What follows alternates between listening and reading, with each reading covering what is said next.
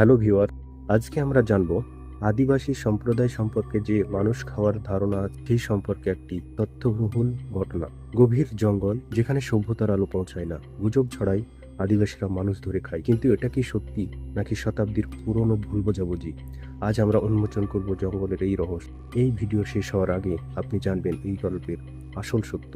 Like, share এবং subscribe করুন। চলুন জঙ্গলের গভীর সেই বাস্তবিকতার দিকে আমরা আসল সত্যতা জানার চেষ্টা করি।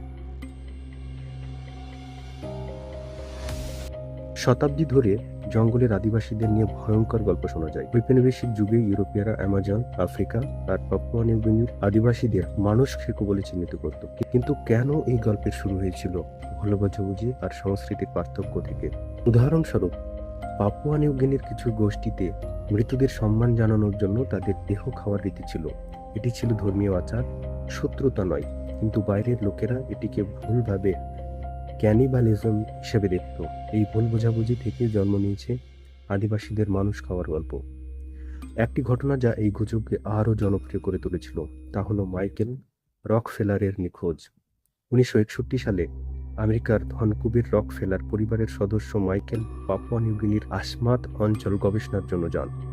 তিনি আদিবাসীদের সংস্কৃতি নিয়ে কাজ করছিলেন, কিন্তু একদিন তার নৌকা ডুবে যায়।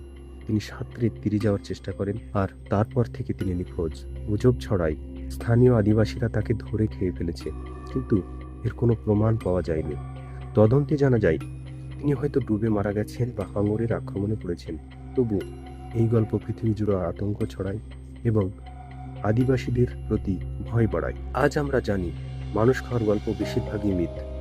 অ্যামাজন বা অন্যান্য জঙ্গলে যোগাযোগবিহীন আদিবাসী গোষ্ঠী এখনো আছে, কিন্তু তারা বাইরে মানুষের সঙ্গে যোগাযোগ এড়িয়ে চলে। 2020 সালে ব্রাজিলের আদিবাসী বিশেষজ্ঞ রাইলি ফ্রান্সিসকাটো একটি যোগাযোগবিহীন গোষ্ঠীর তীরে নিহত হন। এটি ছিল আত্মরক্ষার কাজ, খাওয়ার জন্য নয়। বিশেষজ্ঞরা বলেন আদিবাসীরা বাইরের মানুষকে ভয় পায়, কারণ ঔপনিবেশিক যুগ থেকে তারা নির্যাতনের শিকার হয়েছে। তাদের জমি, সংস্কৃতি, এমনকি জীবনও হুমকির মুখে। তাই তারা আক্রমণ করে নিজেদের রক্ষা করতে। মানুষ খাওয়ার গল্প এই ভয় আর ভুল বোঝাবুঝির ফল। আদিবাসীদের মানুষ খেকো বলে চিহ্নিত করা শুধু অন্যায় নয়, এটি তাদের সংস্কৃতি ও অধিকারের প্রতি অবিচার। ব্রাজিলের ফুনাই সংস্থা যোগাযোগবিহীন গোষ্ঠীদের রক্ষা করছে, যাতে তারা নিরাপদে বাঁচতে পারে। আমাদের দায়িত্ব হলো তাদের জীবনযাত্রাকে সম্মান করা, গুজব ছড়ানো নয়। এই গল্পগুলো আমাদের শেখায় ভয়ের উৎস প্রায়ই অজ্ঞতা। আদিবাসীদের জীবন সম্পর্কে জানলে আমরা তাদের প্রতি সহানুভূতিশীল হতে পারি। জঙ্গলের আদিবাসীদের মানুষ খাওয়ার গল্প বেশিরভাগই মিথ, যা ভয় আর অজ্ঞতা থেকে জন্ম নিয়েছে। তাদের জীবন, সংস্কৃতি আর সংগ্রাম আমাদের শ্রদ্ধার দাবি রাখে। এই গল্প আপনার কি ভাবনা জাগালো?